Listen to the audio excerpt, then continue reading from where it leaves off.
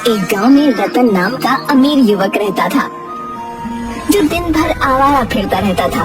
एक दिन उसका भाई बिरजू उससे बोला, ये तुमने आए दिन क्या नाटक बना रखा है रतन? मैं कुछ समझा नहीं भैया।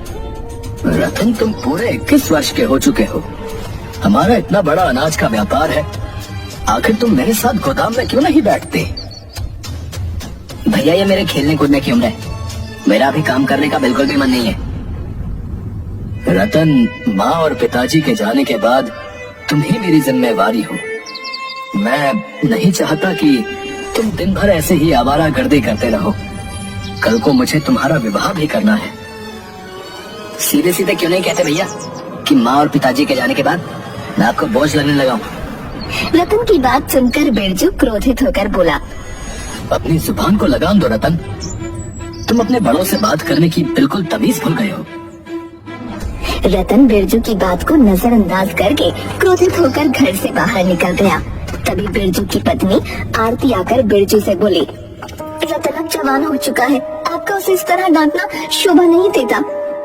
सुना तुमने आरती, उसने क्या कहा? मैं उसे बहुत समझता हूँ। आप चिंता मत कीजिए, धीरे धीरे वो सब समझ जाएगा। इधर रतन गांव में फिर से आवारागर्दी करने लगा। तभी उसकी नजर मुखिया की बेटी झुमरी पर पड़ी। रतन उसके पास जाकर बोला, मैं तुमसे काफी दिनों से बात करना चाह रहा था झुमरी। देखो रतन, मैं तुमसे तंग आ चुकी हूँ। तुम गांव में मुझसे इस तरह की बातें करते हो और गांव वाले मेरे और तुम्हारे बीच को लेकर कुछ और ही समझते हैं। उन्हें जो समझना है समझने दो। जल्दी बोलो, क्या बात करनी है? झुमरी, मैं तुमसे प्रेम करता हूँ और तुमसे विवाह करना चाहता हूँ। रतन की बात सुनकर झुमरी का गुस्सा 7वें आसमान पर पहुंच गया। मेरे पिता इस गांव के मुखिया हैं रतन, और वो मुझे कॉलेज सिर्फ इस वजह से पढ़ने भेजते हैं कि उन्हें मुझ पर भरोसा है। मैं उनके विश्वास को नहीं तोड़ सकती। आइंदा अगर मेरे पीछे आए ना और मुझसे बात करने की कोशिश की तो मैं तुम्हारी शिकायत अपने पिताजी से कर दूंगी। तुम्हें जिससे शिकायत करनी है तुम कर सकती हो। अगर तुम्हारे पिताजी गांव के मुखिया हैं, तो मैं भी कोई कम अमीर नहीं हूँ। तुम्हारे पिताजी जैसों को खरीद सकता हूँ मैं। इतना कहकर रतन वहाँ से चला गया। शाम को जब रतन घर आया तो उसने देखा कि मुखिया उसके भाई बिरजू के पास बैठा था। बिरजू रतन से बोला, ये मैं क्या सुन रहा हूँ रतन?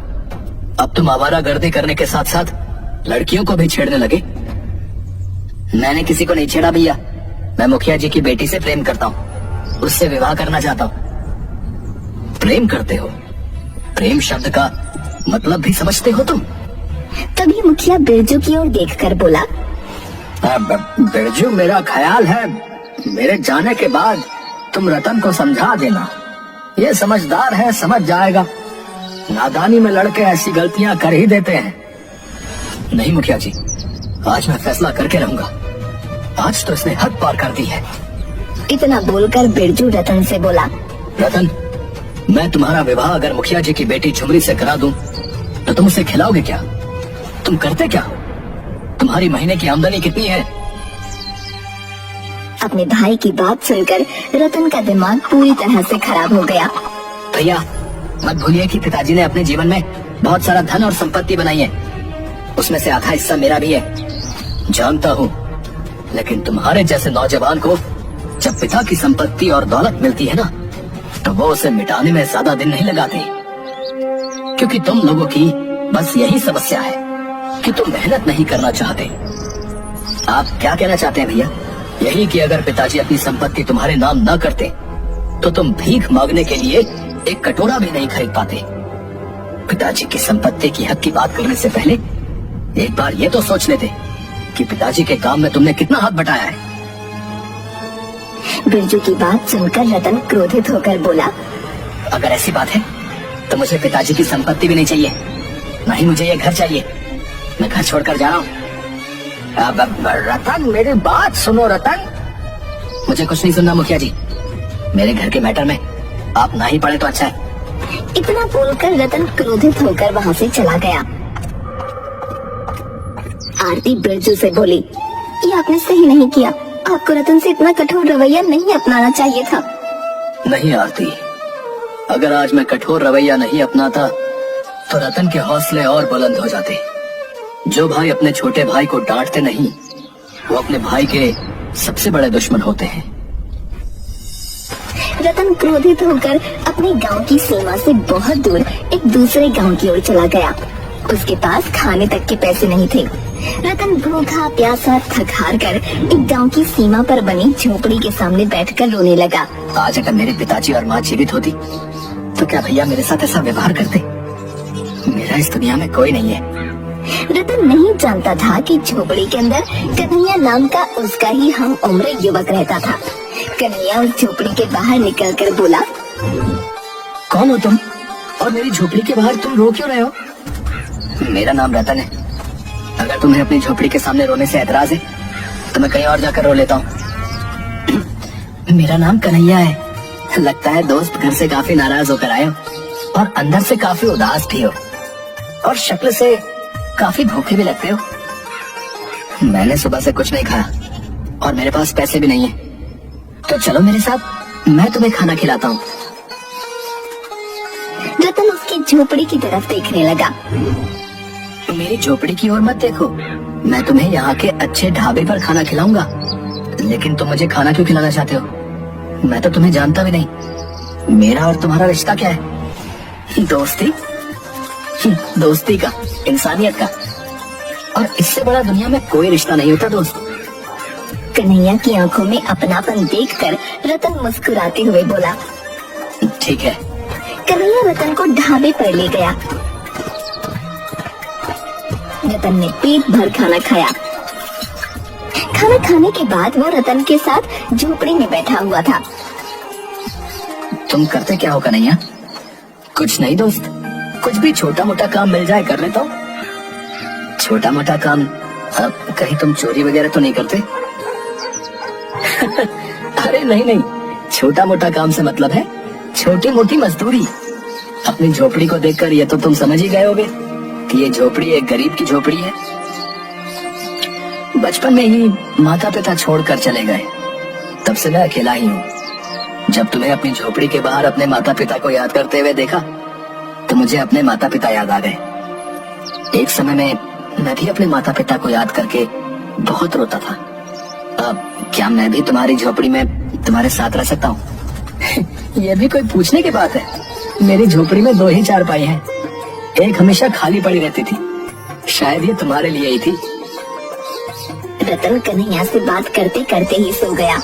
अगले दिन रतन कन्हैया से बोला, अब अगर तुम्हें कोई ऐतराज ना हो दोस्त, तो क्या अब मैं भी तुम्हारे साथ मजदूरी कर सकता हूँ? रतन, तुम्हारे कपड़े देखकर ही मैं समझ गया था कि तुम कोई अमीर घराने से ताल्लुक रखते हो। तुम्हारे हाथ बता रहे हैं कि तुमने आज तक कभी कोई भारी वजन नहीं उठाया। तुम रहने दो। अब नहीं, काम को लेकर मेरे भैया ने मुझे ताना मारा था। मैं भी काम कर सकता हूँ, मैं तुम्हारे ऊपर बोझ नहीं बनूंगा। रतन की बात सुनकर कन्हैया मुस्कुराने लगा। उस दिन के बाद रतन रोज कन्हैया के साथ मजदूरी करने लगा। कुछ ही दिनों में वो दोनों गहरे दोस्त बन गए। मगर रतन कभी कभी अचानक उदास हो जाता था। ये तुम अचानक उदास क्यों हो जाते हो? अगर तुम्हें घर की याद आती है तो तुम चले क्यों नहीं जाते? नहीं, मेरे परिवार वाले मुझे बिल्कुल भी प्यार नहीं करते। अगर थोड़ा सा भी करते होते तो वो मुझे ढूंढते हुए यहाँ जरूर आते। एक दिन कन्हैया और रतन गांव की सड़क पर बने हुई छोटी सी दुकान पर चाय पी रहे थे। तभी एक लग्जरी कार आकर रुकी। उस लग्जरी कार में बिरजू और आरती निकलकर बाहर आ गए। तो रतन, हमने तुम्हें कहाँ कहाँ नहीं ढूंढा, तुम यहाँ हो। चलो घर चलो। मैं घर नहीं जाऊंगा भैया। रतन, जिद मत करो। मैंने तुमसे जो भी कठोर शब्द बोले मैं उसके लिए क्षमा मांगता हूँ। तुम्हारे बगैर घर सुना है। रतन, अपने भैया को नहीं तो कम से कम अपनी भाभी की बात तो मान सकते हो। मैं तुम्हारी माँ समान हूँ। आज मुझे पूरा विश्वास था कि तुम जरूर मिलोगे। चलो घर चलो, मैं तुम्हारी पसंद के सारे व्यंजन बनाऊंगी और तुम्हारा विवाह झुमरी से करा दूंगी। अपनी भाभी की बात सुनकर रतन मुस्कुरा दिया और बगैर कन्हैया से मिले कार में बैठकर चला गया। रतन को इस तरह जाता देख कन्हैया को अंदर से बहुत बुरा लगा। कन्हैया मुस्कुराते हुए अपने आप से बोला, वाह रे दोस्त, एक बार मिलकर ही चले जाते। चलो कोई बात नहीं, तुम मिलकर नहीं गए तो क्या हुआ, लेकिन मैं तुमसे मिलने तुम्हारे घर पर जरूर आऊंगा। कन्हैया बेचारा उस दिन से अकेला रह गया।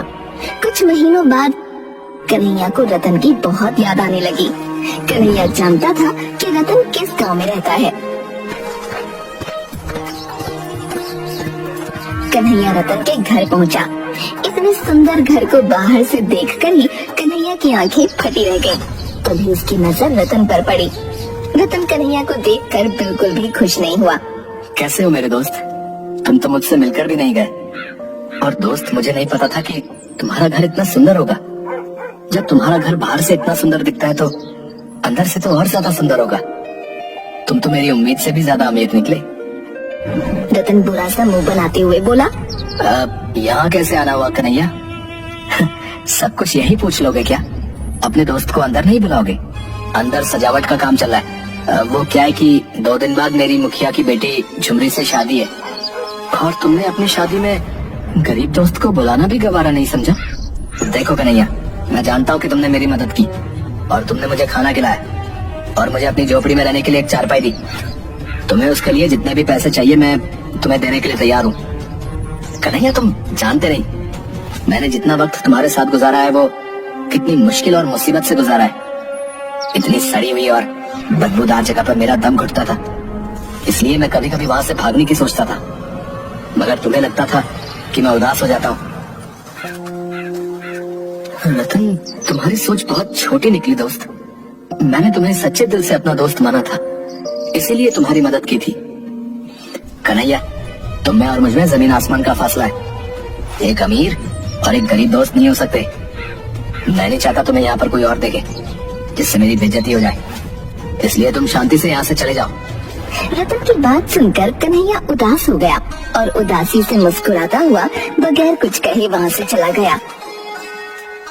कुछ महीनों बाद कन्हैया अपने गांव के एक रोड पर खड़ा था कि तभी एक कार तेजी से आकर एक पेड़ से टकरा गई। कन्हैया वहाँ खड़े लोगों से बोला, अरे देखो, वो कार एक पेड़ से टकरा गई। कन्हैया सहित सभी लोग वहाँ चले गए। कन्हैया कार के अंदर बैठे लोगों को देखकर बोला, अरे ये तो रतन है और लगता है ये इसकी पत्नी है। एक व्यक्ति कन्हैया से बोला, क्या तुम इसे जानते हो? हाँ जानता हूँ, और मैं ये भी जानता हूँ कि ये कहाँ रहता है। अब ये दोनों तो बुरी तरह से जख्मी है। इन दोनों को तुरंत अस्पताल में एडमिट कराना होगा। भैया तुम सही कहते हो, एक काम करो, जल्दी से कार से इन दोनों को निकालो। कन्हैया ने उस व्यक्ति की मदद से उन दोनों को अस्पताल में एडमिट कर दिया। उस व्यक्ति ने कन्हैया की मदद से रतन के परिवार वालों को वहाँ पर बुला लिया। बिरजू दौड़ता हुआ वहाँ आ गया और डॉक्टर से बोला, अब मेरे भाई की तबीयत कैसी है और उसकी पत्नी झुमरी कैसी है? देखिए, उनकी पत्नी को तो ज्यादा चोट नहीं है, लेकिन आपके भाई की हालत ठीक नहीं है। क्या कहना चाहते हैं आप? आपके भाई का खून बहुत ज्यादा बह गया है। खून ज्यादा बह जाने की वजह से उनकी दोनों किडनियां डैमेज हो गई हैं। तो फिर आप मेरी किडनी ले लीजिए। आई एम सॉरी, आपकी एज ज्यादा है।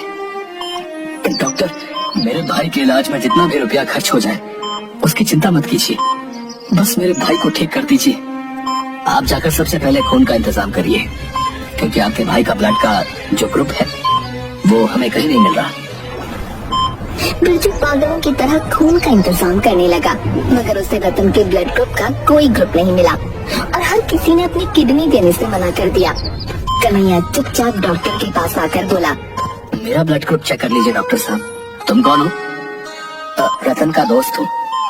डॉक्टर ने कन्हैया का ब्लड ग्रुप चेक किया। अरे वाह, तुम्हारा ब्लड ग्रुप तो रतन के ब्लड ग्रुप से मैच खा गया। डॉक्टर साहब, मैं अपनी किडनी भी डोनेट करना चाहता हूँ। क्या तुम इस बात को सीरियसली कह रहे हो?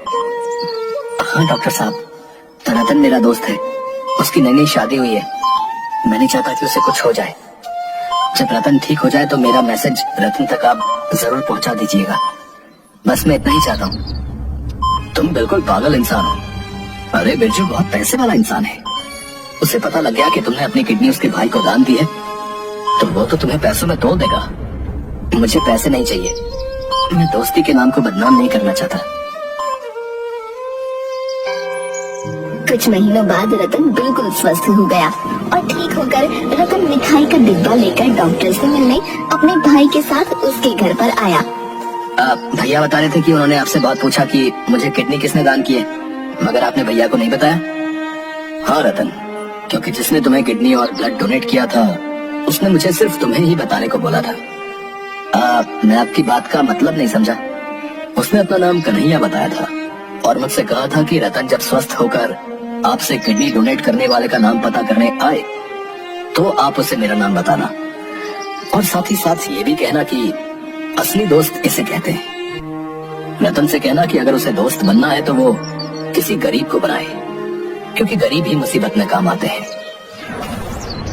डॉक्टर की बात सुनकर रतन फूट फूट कर रोने लगा। वो बगैर देरी किए अपनी बाइक लेकर सीधे कन्हैया की झोपड़ी के पास चला गया, मगर उसने देखा उस झोपड़ी के अंदर कोई दूसरा ही व्यक्ति रह रहा था। अब यहाँ पर तो कन्हैया रहता था, कहाँ गया? कन्हैया तो यहाँ से 1 महीने पहले ही चला गया। अब क्या आप जानते हैं वो कहाँ गया? नहीं, उसने किसी को नहीं बताया, बल्कि उसने गांव में भी किसी को नहीं बताया कि वो कहाँ जा रहा है। हाँ, उसने कहा जरूर था कि कोई रतन नाम का इंसान पता करते करते यहाँ पर आएगा, तो उससे कह देना कि दोस्ती का असली मतलब यही होता है। वो भले ही मुझे अपना दोस्त नहीं समझता हो, लेकिन मैंने उससे सच्चे दिल से दोस्ती की थी। उस व्यक्ति की बात सुनकर रतन भारी मन से झोपड़ी के बाहर निकल आया और पागलों की तरह कन्हैया को ढूंढने लगा, मगर कन्हैया उसे आज तक नहीं मिला। कन्हैया रतन को दोस्ती का बहुत बड़ा पाठ सिखा गया था।